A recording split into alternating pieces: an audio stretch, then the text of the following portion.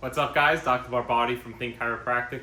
Today I'm going to go over some stability and strengthening low back exercises. So the first one I want to go over is posterior pelvic tilts. So for this, what I like to do, and we've probably spoken about it before too, but put your thumbs onto your hip bones. You feel that little bone right here. And all you're going to do is actually imagine yourself getting punched or someone throwing something at your stomach. And what it's going to do, it's going to tighten up your stomach and you're going to thrust your hips forward. So you actually want to see your thumbs almost forcing yourself to come up to the ceiling. It's actually much easier when you're laying down. I just like to show it when you're standing. But when you're laying down, imagine something falling onto your stomach and it does the exercise for you. So it's pushing your spine back down into whatever you're laying on.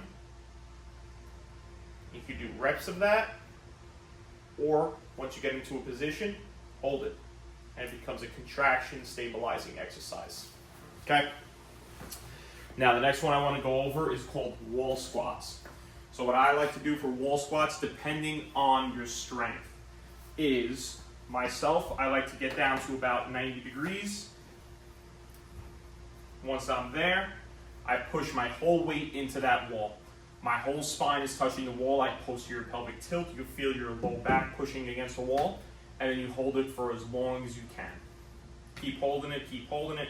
Once you feel yourself burning, try to hold it a little bit longer, and then you can stand up. You're gonna do that for as long as you can, 2 to 3 times, okay? If you can't get down that far, what you could do is start up a little bit higher, and then you work your way down, okay? That's what you could do.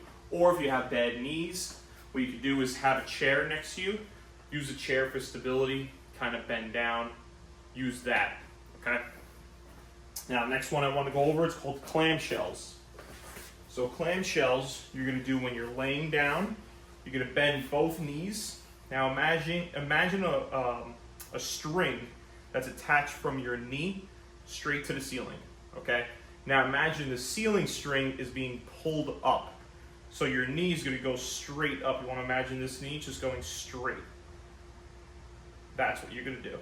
It's a little movement, but you're going to feel a lot of that muscle activity. What you don't want to do is you don't want your hip to come out. You don't want your knee to go straight out this way. You want it to go straight up to the ceiling. You see how my hip is staying still? It's not coming out this way. It's not that. It's this. Nice and easy. You can do that to the other side 10 to 15 times. The last one we're going to do is cat-cow. So you're on your knees, you're on your hands. You're going to flatten out your back, give it posterior pelvic tilt, and then you're going to arch your back while looking up. And come back, posterior pelvic tilt. Here's the cat. And then arch your back again. Here's the cow. Now from this position, you could actually go into child's pose, which is what I like to do to end off the exercises and stretches. Just to hold off here. Bend your knees. You can go to one side, and you can go to the other. And you just hold it in that position. You try to go a little bit further with your hand. It's not a shoulder stretch. You want to feel it in your lower back. You can make it a shoulder stretch, you can make it a lat stretch, but in this case, I like to feel it in my lower back the further I go, okay? If you have any questions about any of these, let me know and we'll go over them.